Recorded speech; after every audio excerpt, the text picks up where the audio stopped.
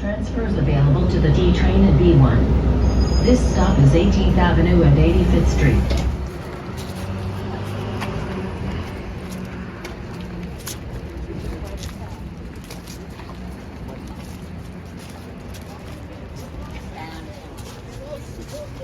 There's a nice sign. A sign that says Yeah, Woodlawn. side. I'm good.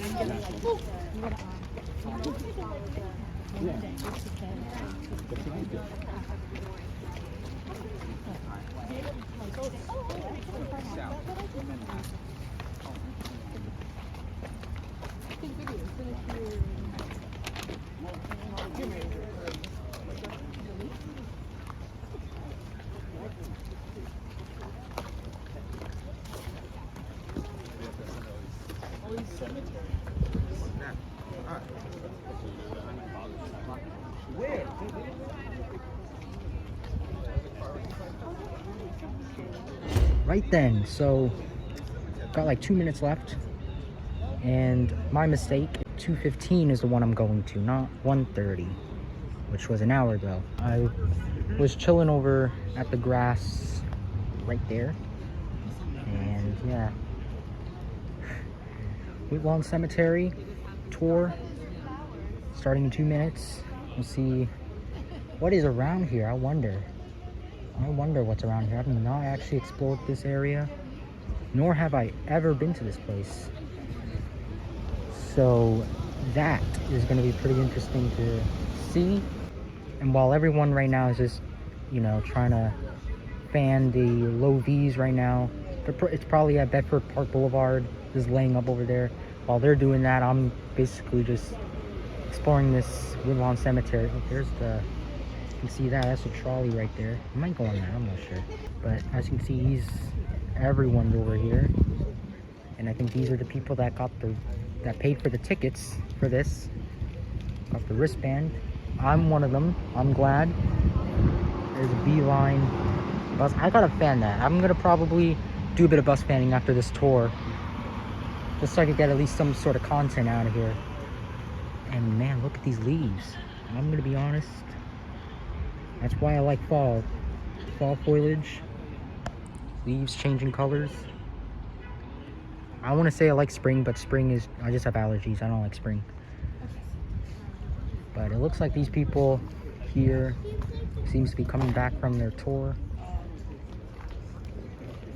We should get moving pretty soon.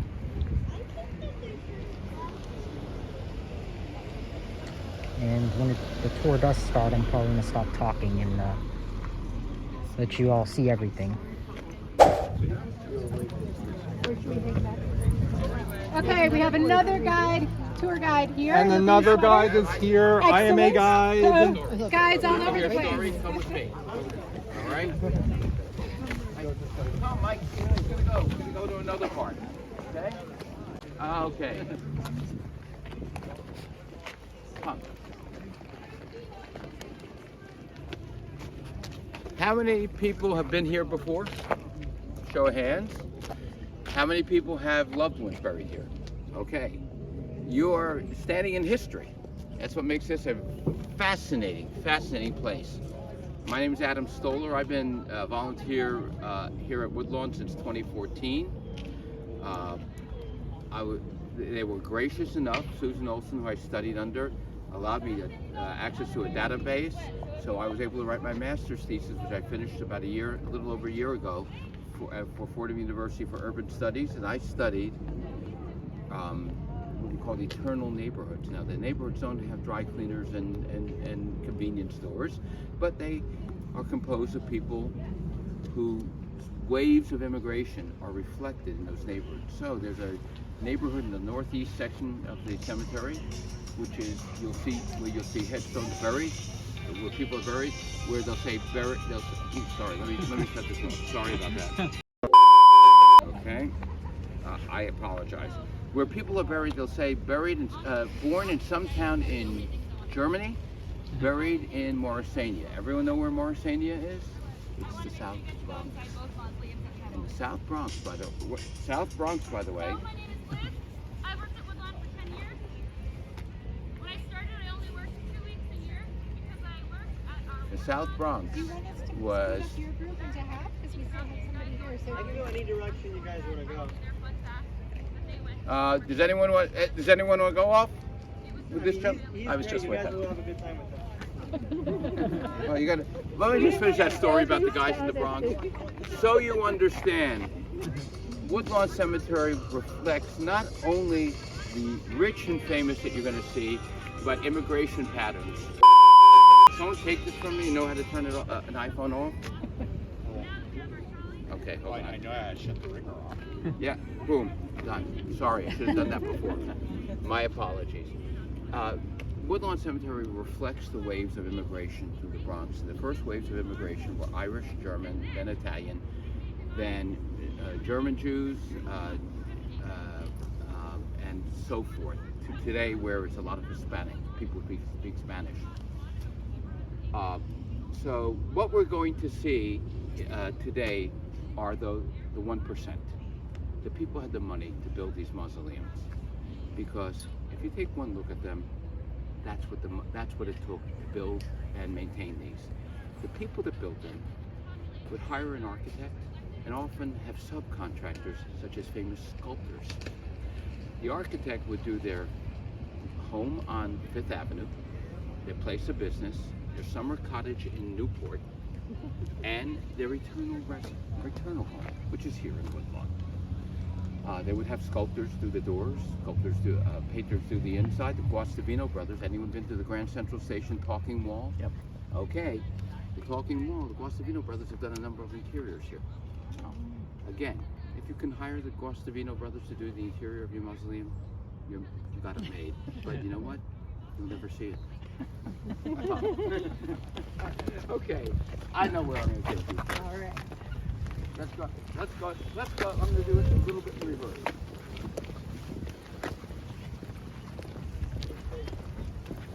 Feel free to interrupt me, please. Feel free to ask questions. My wife is a retired professor at Fordham University, so I will tell you this. I abide by her simple maxim. There's no such thing as a silly or stupid question. All right? Woodlawn Cemetery was basically part of a movement that's an oxymoronic. And what do I mean by that? It's called a rural cemetery. The only thing rural about it is what you're walking in, because they were built in cities. Woodlawn's first burial was 1863, and it's a National Historic Landmark, and there are National Historic Landmarks within there. There is a burial where Ulysses S. Grant, in that part of the cemetery, the original part down over by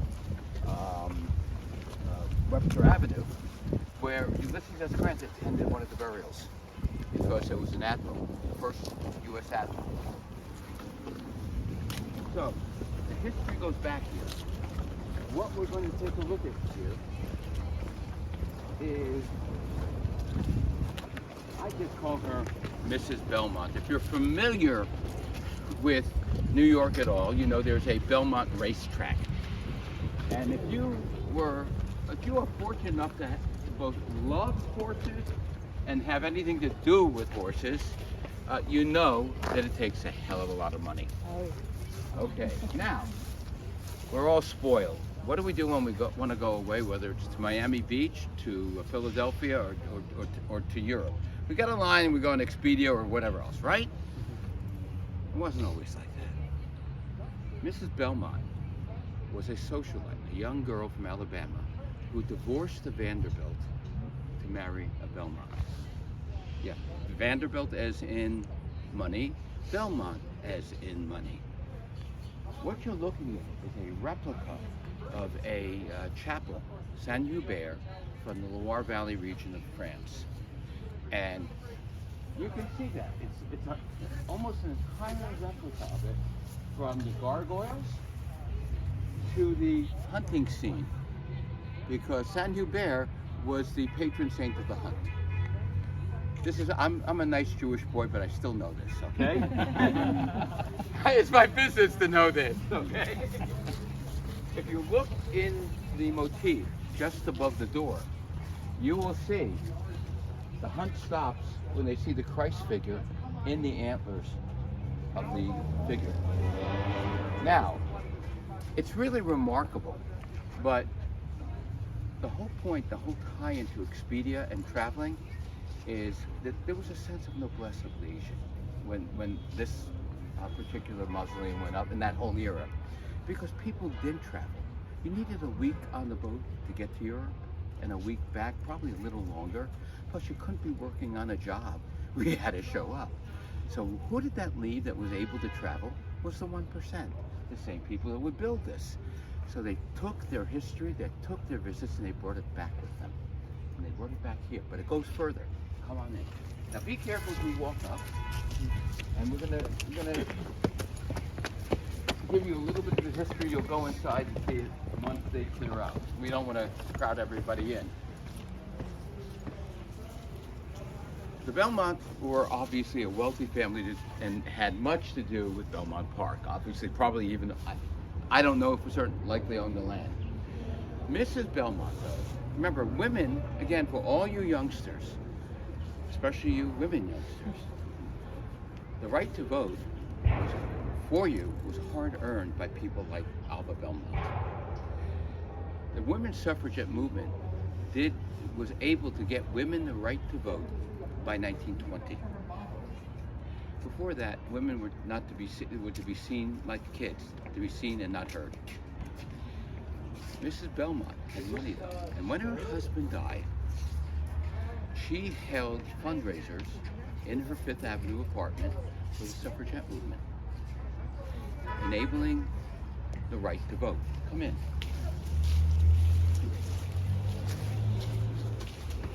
This the last time. with a photo. Okay. Oliver Hazard Perry Belmont was also related to the Perry family that were explorers. Remember, it was a small world of the well-to-do back then. If you take a look, he died in 1909. You can't tell where she died because the last two figures aren't painted in. Mrs. Belmont, though, was very gracious to the public.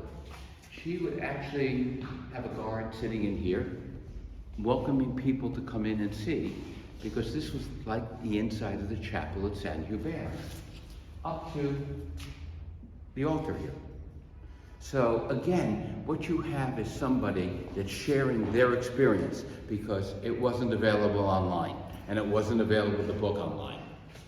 And I especially say that because people, for example, will ask, well, does anybody buy and sell this mausoleum? And the answer is, of course, yes. So to give you an idea, on the other side of the cemetery, the last walk I gave, there is a mausoleum where the original owner was unfortunately caught in a historical pickle. He was a wine merchant during Prohibition. Not a good place to be. So he had to sell his mausoleum. And he sold it to the Mangler family, who were in what we call today the hospitality business. Back then they owned what is now known as the Peninsula Hotel on Fifth Avenue. No problem buying a mausoleum. At the time they bought it, I think it was $127,000 in 1927. I think it's easier to go down this way. Now, when the cemetery was built, was this much more rural land? This was a rural cemetery. The idea about rural cemeteries was that they were meant to evoke tranquility at the edge of a city. Now, for all of those who aren't familiar with it, New York City was not New York City until 1898. In the 1860s, like when this was opened, the first burial was 1863. In the midst of the Civil War. And there, by the way, there are 5 Confederate generals buried here. Yes. Okay. Some people served on the other side. When they opened the cemetery, this was part, actually, of Westchester County. The Bronx was like Queens. It was broken up into little farm villages. So you'll hear today terms like West Farms in the Bronx. Oh, they were farms. Family. Okay, there you go. Doesn't look like a farm anymore. No, not quite. It's one of those urban parts of it. Actually, the irony of the Bronx is that it's the most poorest urban county in New York State. And I think it among probably pretty close to the top of being the poorest county in New York State. It's about to change now. If anyone's been through ᴴᴰ and seen those Upper East Side type towers, they are not. That's not what we call projects or public housing. Okay. So Woodlawn was, it was a rural cemetery in that if we went down to the other side, the Webster Avenue entrance, a rural cemetery was indicated by you had a family plot that was actually delineated by a fence. The fence could be concrete, could be metal. And for example, the Colgate family of Colgate-Palmolive is on that side of the cemetery. And as you walk in that part of the cemetery, you see the delineated plots. After a period of time, what happens is it changes to what they call the landscape lawn movement. And the Bronx starts filling in. Wave after wave of immigrants come. The first wave are Irish, then German, and then Italians. And those people are buried in different plots here in Woodlawn. As I said in the beginning of the walk, there's a whole German neighborhood where many of the headstones are in German, and it's fascinating to see that. And it's not unusual. There are other cemeteries, historical cemeteries in the States like that. This is a great story. Please.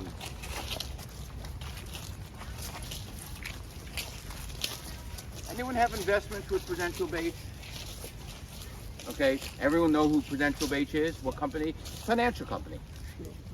Well, the Bache part of it is Jules Bache. And Jules Bache was a German Jew who started sweeping the floor and worked his way up. And in working his way up to it, he was one of the rare men that actually pre-planned. As I told people in the last walk, burial and building of mausoleum and plots is women's work. I'm not a sexist. My wife calls me her favorite feminist. I never understood why women were paid less. I was certainly not. My mother was actually on her own in the 1940s working, so the history is good with me. What it is men traditionally just didn't think they were going to die. As silly as it is, men don't die. Well, I have two words for that, and they're not Merry Christmas, okay? or Happy Birthday. Jules Bache countered that. Now, know that we're in a temperate climate here in the Bronx as he switches gears on you. This is a copy of that's a copy of the Chapel of Saint Hubert. This is a copy of the Temple of Dendur in the middle of the Nile. So Jules Bache, and you can see all the motifs, which Egyptology gone amok, and it's throughout the cemetery. It's a reflection of a certain era. In Franklin W. Woolworth's mausoleum, they have sphinxes in front of it. They happen to be female sphinxes, but they're still sphinxes. Jules Bache, in his plans, detailed to Woodlawn Cemetery, I want this, commissioned an architect, a builder, and also a landscape architect. And he had the landscape architect design this so that all the topography was just like being in the Nile in Egypt. Reeds and a swamp. Here's the catch. We're not in Egypt. This is the Bronx. It's a temperate climate. Reeds and a swamp are not going to do too well. So once Mr. Bache was alive, he was able to take care of it. Once he died, regular landscapes in here. If you haven't seen it, the Harbeck Mausoleum on the other side of the cemetery, which I took people on the last walk, Mrs. Harbeck wanted lights run or electricity lines run to the mausoleum because she had a switch in there and a lantern. And then she said, "You're going to do it." Now remember, the 1% often will say, "You got to do it for me, right? I'm going to pay you for it." They kept on saying, "Yes, Mrs. Harbeck, yes, Mrs. Harbeck," and she died. And the wonderful way she died was through swinging doors at the Plaza Hotel. In 1930, she was crushed on New Year's Eve. She never got the lights. They never ran the lines. Jules Bache, thanks, but no thanks. We don't have the ability. You could never pay us to keep this warm enough to have reeds and look like Egypt. It's just not going to happen, dude. Okay, It I'll looks tell like, them. excuse Okay. me, it looks like there's a tree inside. To the right, there's branches. I don't know if that's a No, flower I branch think, or- no, that's coming from this tree, Oh, likely. is it? It might, or there might be a tree inside there. I don't know, honestly. They don't open it at all. Well, no, they open this, but the thing is, if I don't, like a good salesperson, if I don't know the answer, I'm not going to fake it. I don't know if there's a tree inside. If there is, I'd be awfully curious, but I don't know of that. We would have been, I've been here long enough, I think I might know about that, but honestly, I don't. We looked through the little door earlier and didn't see any trees. didn't see- Yeah, well, and when you go into these, when you come by these mausoleums now, there's all this mystery about walking in a cemetery around Halloween at night. I want to disabuse you of it. Cemetery is a fascinating repository of history. There are great works of art and architecture. Here's a great story. Folks, we're in the Bronx. Now, if you know anything about the history of the Bronx, recent modern history. In the 1970s, the World Series was being broadcast. There was a blimp above Yankee Stadium, and the mouth that roared, Howard Cosell. It panned around him, and the Bronx was burning. It was Fort Apache. My cousin here, Michael, from California, thought he was going to land in the middle of it. He didn't understand it's not like that anymore. Oh, he's full of it. I did. Not all the other stuff I he's am saying, full but of it. with that bit, he's full of it. No, I didn't expect There that. are Tiffany windows. But I did grow up on all those 70s, images. Yeah, It's great, but the Bronx has it's sort of like when graffiti I was in Europe, you know. and I was in Europe, and when I was traveling right after college, it was in the 70s, I ran into a guy on a train in southern France, and he said, "Oh, you went to school in Chicago? Al Capone, bang, bang, bang." Al Capone was murdered in the 30s. I'm in the late 70s. What does one have to do with the other, right? But some images are hard to erase. Well, in the 70s in the Bronx, it wasn't a safe place. They had a guy that came in and wanted to do an inventory of all the Tiffany and Lafarge windows. Now, Tiffany Lafarge is another great maker of historical stained glass windows. So the guy comes in and does an inventory.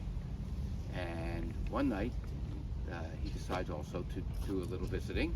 And the next morning, people come in from Woodlawn, and they notice that a number of the Tiffany windows were missing. He was casing the joint. Oh, geez. Now, you can't sell them. You can't do anything with them. If you stumble on them nowadays, they're in an FBI database. Won't you? You're going to wind up in jail faster than your head can spin. This is the cousin of Mr. Westinghouse, the founder of Westinghouse, this is George Westinghouse. Cousin or brother? Not again. Please, solo contender. Don't hang. Okay.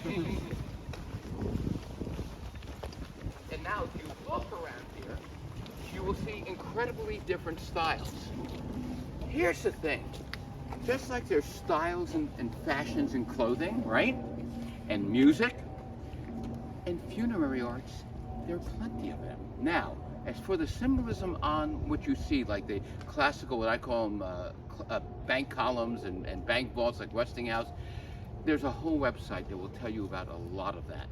But in general, if you step back, what does this remind you of? What great national monument does this remind you of? Washington Monument in the 1880s. This is one style of monument that you'll see throughout if you take a walk in the cemetery, and I urge anyone that lives in the New York area, do what we guides did. How do you think we got this knowledge? We just walked here. And it's a great place to walk. The fall this is probably one of the 10 best days you can walk all year, but it's not the only time to walk, and it is absolutely imbued with knowledge. I want to also say that a number of the mausoleums that you think you know the person, you don't. So, for example, Irving Berlin is buried here. If anyone from Rhode Island, okay. You know when you drive through Rhode Island, you blink and you miss it. Okay. If you walk by Irving Berlin burial plot, you'll miss it. The irony, in one of the great ironies I love about Woodlawn, is that a lot of people who thought they would live forever on in eternity in people's minds because they built a bloody big mausoleum, we don't know who they are. People like Irving Berlin, you got to point them out. That's that's one of the beautiful things. And there is another Berlin in another part of the cemetery wall. That was a big mausoleum. No, it's not the same. Okay, just like Gates over here, when you come right out of the Jerome Avenue gate, that gate has nothing to do with Bill Gates. Again, you know, it helps to get historical perspective here, so you understand that when I tell you a mausoleum was sold for $127,000, but in 1927, what did the subway cost? A nickel, right? Okay. They did clean this up. Good. They didn't do a great job on the set. We were hawking for people. We were shilling for people to make donations. If anybody knew any great alums of the Juilliard School of Music, this is Mr. Juilliard. Now, he had no kids. So his relatives, anyone that's been through, what do they call that? Probate. Anyone that's been through probate knows that it can get to be either silly, ugly, or both. Mr. Juilliard had enough money when he died to pay his final debts, build this mausoleum, and leave the rest to that little school of music in New York. He left $500 to a bunch of nieces and nephews who then proceeded to make the lawyers rich and argue over it. This was about 100 years ago. And lose every last dime to the lawyers. And serve them right. Yeah. Well, Shakespeare, no offense to any attorneys here, but Shakespeare had an opinion about that. Okay. We are walking in reverse here.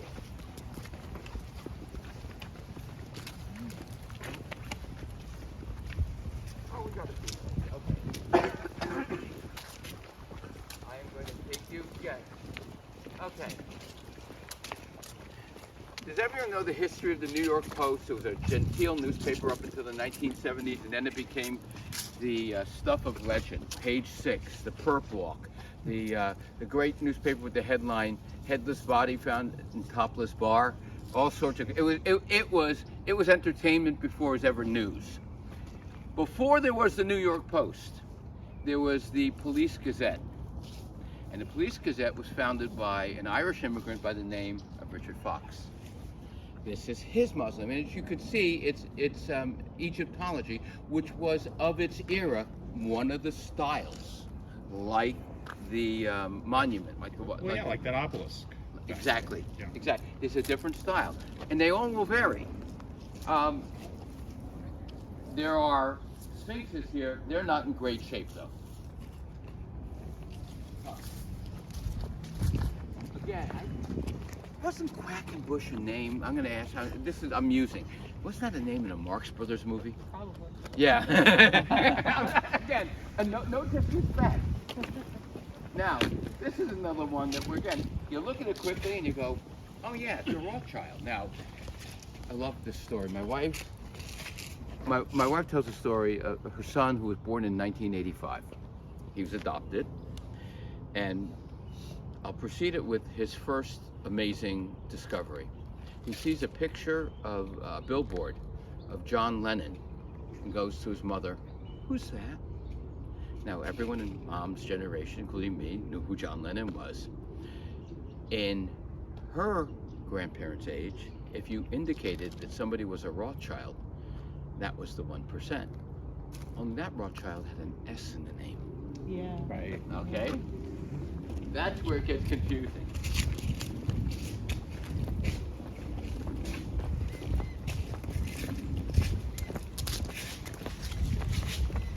Now we have J.C. Penney in the cemetery. We have, I'm trying to see who else. Oh yeah, Franklin W. Woolworth.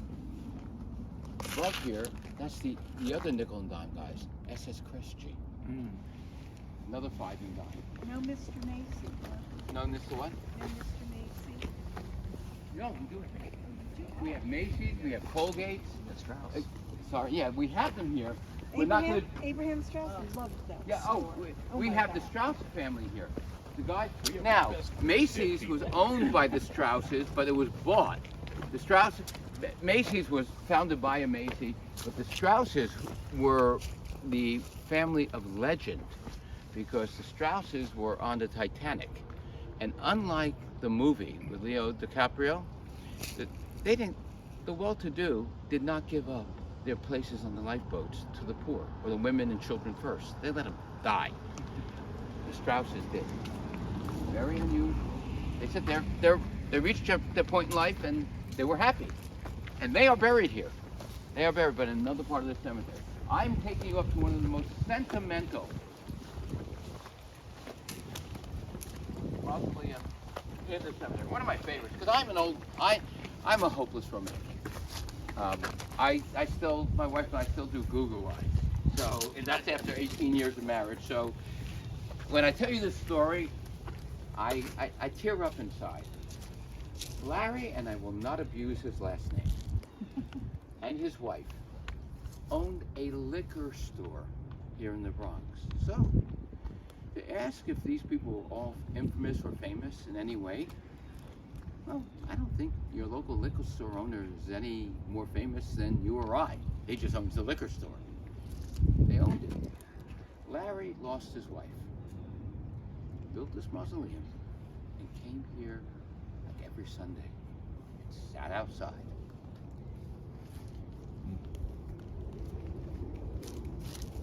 Side by side, baby. Talk to her, talk to people. He was hopelessly in love, and when he lost her, he never left her. Then, somebody saw him sitting here and introduced herself. And so he got married again. That's what happens to hopeless romantics. But say that you just are, that they're with you eternally, and depending on whatever your beliefs or religious beliefs are, it's just so sweet that he built this for her and him. But he built it for her and was here. He would come out with a TV set and a generator and sit here. And I'm not making this up. I'm not. We are not allowed to make up stories. And if I don't know something, the first salesman, I'm obviously a salesman, because I tell stories and I'm animated. The first rule of being a salesman or a tour guide is if you don't know the answer, you don't know the answer. I'll get it for you. I'll find out. That's why, but going back here, this is the one that I melt at. Of all 350,000 burials here, this is the one that really takes, it sweeps me off my feet. Come. Now, one of the ways Woodlawn, switching gears, one of the ways Woodlawn increases the number of people they can bury, because we have about 30 years more of burials here. What I call an apartment house for the dead. Okay, no offense, but it's rack 'em and stack 'em time. Community mausoleum. If you're in New York, you're at an East Shore, right? Yeah, I live in the Northwest Bronx. I live in the section called Riverdale. And my wife and I are fortunate enough we have a house.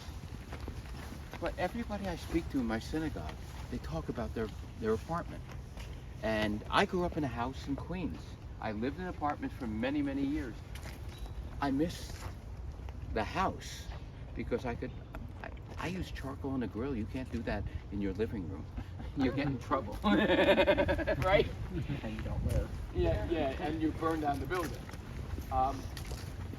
This is what I wanted to point out. This is one of the earlier ones.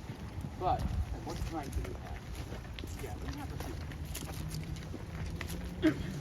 I don't know if I mentioned it to you guys. Well, down this way is Jazz Corner. But I don't think we're going to have time to get there. Let me show you a few of the highlights over here. Okay.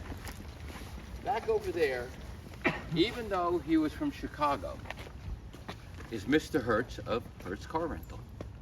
Then there is another crook over here, Sergey something or other, who they still have not solved his murder. And the only one missing him at the time, and woefully playing violins type missing him was his mother. He had raked people over the coals for so much money. Detectives found him dead in his townhouse in Midtown Manhattan with no obvious signs of entry. And it wasn't suicide. That they knew. Vanstock here, if you drive up the Taconic Parkway, Oh, I was just going to ask you. yeah, remember, families, there are all sorts of family trees. Nobody has told me, but they're part of that. They got to be part of that family. Yeah, for the park, yeah, and up in Dutchess County, lower Dutchess County. Yep. Now, what's really cool over here, everyone know who Celia Cruz is? Yep. Azúcar! Okay. She's not supposed to be here. Please, don't tell me I don't know. Yes, she's not supposed to be here. Celia Cruz, this is a mausoleum that was built from a kit. Remember I said you have obelisks and Egyptians, and well, this was one from like the Sears catalog.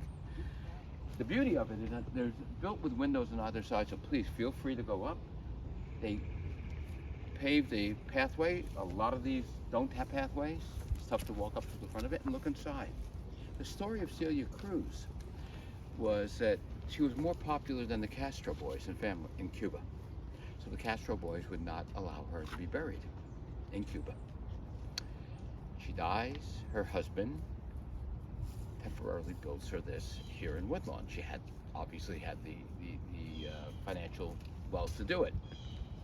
Problem came when her husband died. It was before, there were still Castros in Cuba. Hence, Celia Cruz is forever at Woodlawn because she's never going to make it to Cuba. I'm going to step up. Please check. They built this one. This is one of the 2 or 3 most visited mausoleums in Woodlawn Cemetery. I love the flowers. It's so colorful. This is one of the loveliest plots. Right. Her fans still adore her after all these years. Yeah, to tell you what, she was hot. Yeah, I didn't know who she was until I came to Woodlawn. Yeah, that's one of the things I love learning about here. Okay, we're going to make our way back. It's a little long walk. If you don't mind, it might be an extra couple minutes. That's not L. Ron Hubbard. Okay. This is okay. American flags mean that they served in the armed forces. These are all individual plots of land. So you might see in some of the older sections, you might see a stone on the ground with, for example, if it was Sing, it would have an S on it, because that's how they delineated the plots. Like in New England, in colonial times, it was a stone fence that separated you from your neighbor. Here, it's that little piece of stone on the ground. This area, this particular area, is very interesting because you can see the different religions, different ethnicities. As long as your money, as long as you have green, you'll be buried here. Again, like Irving Berlin, you couldn't do this in a traditional Jewish cemetery, but you could be buried in Woodlawn. And that's what some of the reasons why people buried here. And you still can't do it in a traditional Jewish cemetery. Another beautiful thing is, oh, Pacheco? Okay. I like that. That is so cool. Look at that headstone. That is great. That's fabulous. It is. I studied, one of the people in my study had a guitar on his headstone. So, and I couldn't track down what I knew it was probably a guitar, but I never knew how famous he was. And this is a very, very traditional headstone. This says something in Hebrew. Don't ask me what it says. Something about, the last name is Moshe. Not bait the Yitzhak, yeah, or something like that. That's her name.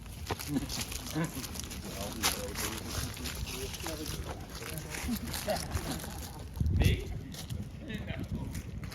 Me? I was more rich when I went to Humor High School. I still go everywhere.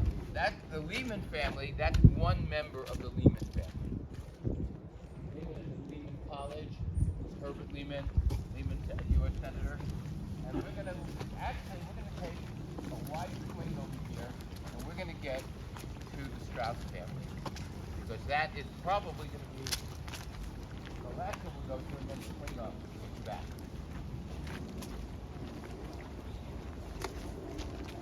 But you could literally get lost here in the fascination. By the way, that's the multi-pile. You see the grass over there? That's an open plot of land. Now, if you want to buy land here, it's like any land use business. The less of it to buy, the more you pay. So these days, it's not inexpensive. If I wanted to buy a plot today, how much would it cost? Just Well, one, just for me. Okay, Bruce, my fellow guy, bought a plot about 10, 12 years ago, single plot. I think it was $12,500 or $8,000, somewhere between 8 and 12. Yeah. Oh, today? 20K? 20, 25, but that's a guess. That's nowhere, and not based on anything rational. Okay.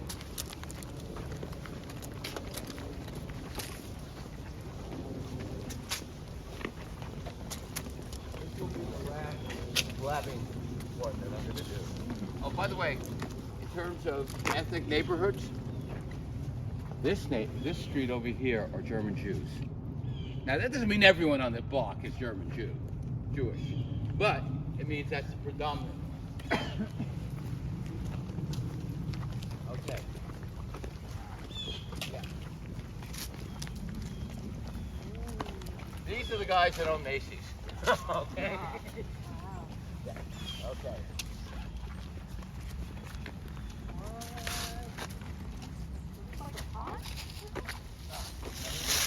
It's all pulled up. You see the American flag. This is the Strauss family. Isidore and Ida Strauss died on the Titanic. They found his remains, they never found hers. She is in here represented by an urn with water in the area, because back then, it was over 100 years ago, the technology didn't exist to find it. So she's in here in an urn. Each wing here represents a wing of the family, their sons. The Strausses were German Jewish immigrants that founded a department store in Brooklyn called Abraham and Strauss. My first credit card out of college. They were all over the New York area. They were competitors to Macy's. And then he bought Macy's. Now, this is made of the same type of stone that I think it's called Mankato stone. It's the same architect, I believe, that built much of Yale University. And I'm blocking on the name. The design here is very unusual. First of all, and this is not unusual, this is a boat that's indicative of going over the river Styx. In other words, from the living world to the dead world. And this again is not a trick question. So let me not make it a formal question. If you look at at the gates here, they were commissioned by a sculptor was commissioned, I should say. And if you take a close look at it, this is a Jewish burial site. But what do the gates indicate? They are swastikas. Not swastikas because out of disrespect. They're swastikas because the Nazis co-opted the swastika symbol, which was in use 5,000 years before on the North American continent by indigenous people. Yep. So, you get each part of the family here. Sometimes this is open, but as you can see, Isidore Strauss here. I can't make it out over here. This does need to be cleaned up, but I'm not one to tell people at Woodlawn what to do. Woodlawn has actually, by the way, yeah, Woodlawn actually has a fabulous program where they train young people to clean stone and concrete. And as we say, it's better than flipping burgers. So if you're getting out of high school, there is no shortage of work, no matter what the recession is or the economy is, because New York City has no shortage of stone buildings. And they learned here at Woodlawn. And again, this is Isidore Strauss's remains are here. He was actually buried in another cemetery. It could have been Beth El, I believe, on Elmont, Long Island, but I'm not sure. But a Jewish cemetery, and then moved here. when they built the family mausoleum. And again, it's each wing, each son of the Strausses here. And it's like I said, in the story of the Titanic, they actually gave up their seat on the lifeboat. The rest of it, pure Hollywood fiction. Okay, folks, we're going to head back up now. Now, I talk a lot. So, any questions about anything that you've seen? Okay. Remember, if you don't have any questions, we put it down. We hold it against you. No. Here we go. This is. Anyone here had the unfortunate pleasure of serving jury duty in the Bronx? No. Okay. One of the things about that was they treat you like you're back in grade school. If you walk in late, you have a demerit, and they point you out. I know, it just happened to me. So I will not do that to anybody. Trust me. No way on earth. Okay? We're going to make a left turn up here, and we're going to get you back to square one. And on the way, I will talk fast. This is the mausoleum of the Attorney General of the United States under Woodrow Wilson in 1912. It was designed by an architect, the same architect that did some, I think, the Lincoln Memorial in Washington.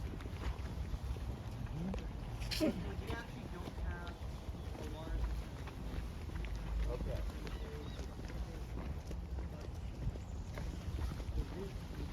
If there's no electricity here, we are a beautiful void on the nighttime landscape. Once a year, stargazers walk right into that circle over there and set up shop. Star viewing. Why? There's no light pollution. And I've said to you before that there were guards on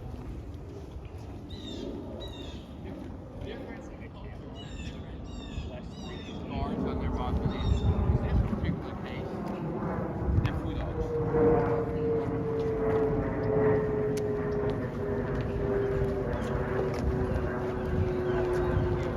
One of the ones that when the Tiffany windows would pop, food popped out. But the story is even more interesting. Bless you. You couldn't have anybody buried with you. No ashes, no nothing. Tell that to somebody who builds a mausoleum and then puts his mistress's ashes in a coffee can inside with him. Again, there was a doctor here. It's another part of the mausoleum who sold patent medicines. In other words, quack in the late 19th, early 20th century. He was buried with his pet parrot. You can't make this stuff up. Now wait a minute. Was the parrot already dead, or did? Yeah, I think so. I hope no, because I mean, people used to do that, you know. Oh yeah, yeah. Literally, well, if you bury your mistress in a coffee can with you, a parrot's going to do the same way. In here is the Vanderbilt. What's his name? Cornelius Vanderbilt was one of the original investors in Woodlawn Cemetery. He's one of the guys that when they built Woodlawn Cemetery, they were competing with Greenwood Cemetery in Brooklyn. And this was the middle of the 19th century. And one of the ways they would get people, remember this was a land use business, they had investors. To get to Greenwood from Lower Manhattan, if you died, the funeral home had to put your body on a horse and cart buggy, get you over to the river, transport you across the river on a boat, pick you up on the other side. What's more convenient? Woodlawn Cemetery. They would take an ad out. Grand Central to Woodlawn in 27 minutes. Hell of a lot more convenient for visiting, isn't it? Now the Vanderbilt, Cornelius Vanderbilt has a plot in another part of the cemetery. He's not there. He's in Staten Island because he was buried at a time when they were robbing graves and holding them as hostages. So, but there's a plot of land here where 4 of the 7 Vanderbilt girls are buried. You could only be buried next to Dad in Staten Island, in that cemetery, if your name was Vanderbilt. What was the tradition back then? You took your husband's name. The other one's over here. Guys, I can't. I mean, I could go on all day about that stuff because it just, to me, it's absolutely fascinating. Okay.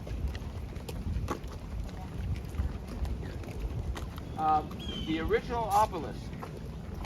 This is the smallest mausoleum in the cemetery, the Hearn family, and they were like the Harvest, which are the largest mausoleum. They made their money not the old-fashioned way, which is inherited. They made their money in dry goods, which is they were part of the retail empire that New York was.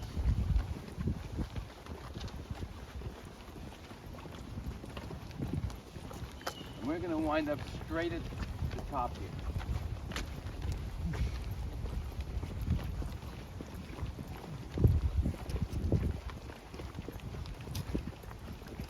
Now, Everard was the owner of a piece of property in Chelsea, like late West 20 somewhere, 28th Street, 29th Street. Bruce knows this better than I do.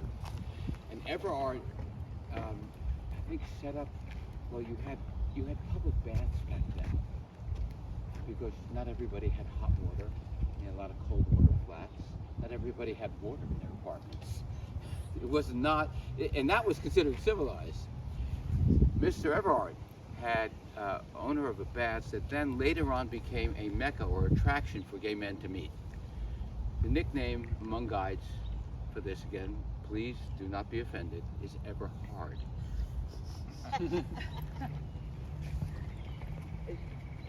Folks, there are no shortage of stories here.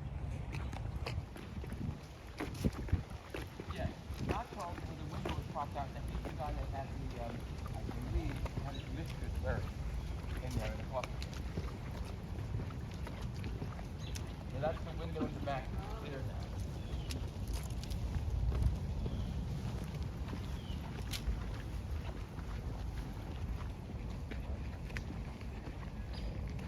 And if you just walk by here, you can see some things are very classical design, but many of them are one of a kind. There are architects that design them.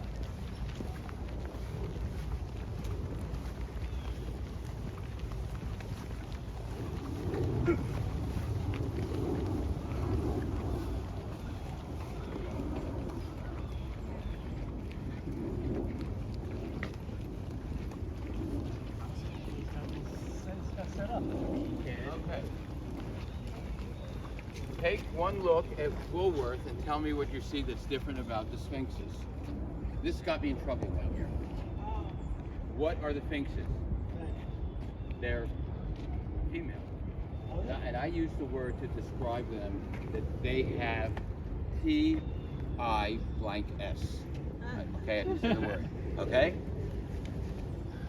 And that is Franklin W. Woolworth, folks, who, because a friend of his died of a dental abscess, refused to sit in a dental chair. Now, dental surgery in 1917 when he died was far more painful than you'll ever possibly be able to imagine, with wooden drills that would blow and torture us, if they had that at all, and no antibiotics, right? Mr. Earhart over there was one of the early German immigrants who, by the way, owned a brewery called the Hellgate Brewery. Hellgate is the bridge that parallels the Robert Kennedy, or we used to call the Triborough Bridge. That part, those waters are called Hellgate because they're very dangerous. And he was one of the owners of a brewer of one of 17 breweries, not taverns, not bars, breweries that lined 3rd Avenue in the Bronx in the late 1890s, because all beer was local. There was no interstate highway system, there was no refrigeration. You made the beer here, you sold the beer here. So can you tell me, how did Woodlawn Cemetery get its name, just because it was Woodlawn in this area? No, I don't know how it got the name of Woodlawn and stuff. That's that, nobody's ever asked me that question. Oh, I'm sorry. No, it's okay. I'm going to learn something. No, the area may have been called Woodlawn. I can ask, let's ask up front.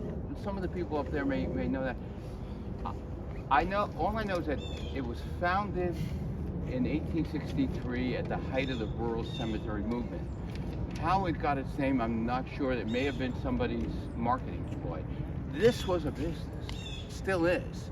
But in 1929, the business morphed into a nonprofit business because during the Depression, people felt like they were being hosed. There's a long story behind it. Not that Woodlawn was behind any of that, but they thought that the cemetery should not be for-profit businesses. Well, my grandparents and my great-grandparents, they're all here. And I remember my mother telling me stories of, this is where you would come on a Saturday and have your lunch. And she remembers playing among the headstones. You know, in Europe they do that. People picnic in cemeteries. Yes. I was telling my cousin Michael, you know, this is his first trip east from California in how many years? Well, decades. Decades, okay. The point is, this is one of the most beautiful places you can walk through in the city of New York. It is underappreciated by a million, I don't know, magnification. I can't. To me, when I live 10 minutes by car from here, and I didn't know this was here. And when I was changing careers, leaving a business and going out on my own, I came here. My wife found a listserv and needed tour guides. New York has some absolutely stunning cemeteries. Absolutely. Evergreens in Brooklyn, Woodlawn, Greenwood Wood in Brooklyn. Right. Woodlawn, even Flushing Cemetery, which is so much smaller than this, is well maintained and quite beautiful. There's a whole area of cemeteries in central Brooklyn off of what we used to call the Interborough Parkway. Yes. It's where my family's buried, my mother, my father, and my brother. And as I was telling my cousin, again, any doctors here? I don't want to offend anybody, but you drive along the Interborough Parkway, my father noticed, he said, look at that big mausoleum. It says doctor. Well, the guy's dead. Yeah. How good could he have been? Right. So you think about it. It's like, who cares that you were a doctor? Yeah. You're dead. Right? Some people can never get over it. That's what I mean by the irony of Irving Berlin. If you blink, you miss his family plot. And so other people, they go, who was that? And that's forever here. You're always stumbling on it. If you know about, there's a Wyckoff Avenue in Brooklyn, in Ridgewood, right? Very well may be related to the Wyckoff family. Again, I don't know. Not for sure. But I love the question of how did Woodlawn get its name? And I'd like to get an answer, a knowledgeable answer, not a guess. Ladies and gentlemen, thank you. Thank you, Adam. Thank you, guys. If you can't tell, I really love doing this. It's a passion.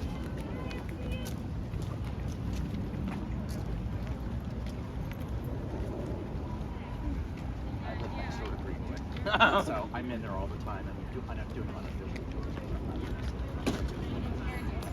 Yeah. You understand? I mean, I told my cousin loves my baby. Today we're coming back tomorrow. So, thank you for joining me. Liz, I'm going to ask you a question. How did Woodlawn get its name? Yeah, I have no idea. Good, then we're going to have to ask somebody like Bruce. Bruce or Nestor might know. Yeah, I think they will. If you stand by, Bruce and Nestor. They are even more weird than I am. Bruce is another Fordham alum. He graduated the Fordham Pharmacy School years ago. Nestor is a retired city planner and lives in my old co-op building. Thank you so much. Fascinating people. I don't have a horn in this thing. You guys say beep, beep. By the way, I saw that train you guys came in on because I was thinking my cousin. It's like, Michael, that's what year is that train? 1917 or something? Yeah. Yeah, because that's the year that this line opened up over here. You know, that's the last stop. Yeah, so really cool. Yeah, come visit us at the museum. Well, I used to take trains possibly felt like it was actually when I was going to high school in the 70s. You know, when the city was falling apart. Yeah, I mean, trains run for like 40, 50 years, so a train in the 70s was from the 20s. Yeah, remember the ones with the straw seats and the heaters underneath? Yeah, that's what we have, yeah. Yeah, that's the E-train, yeah. Oh, Will you come and have some nostalgia then? Oh, thank you. Yeah.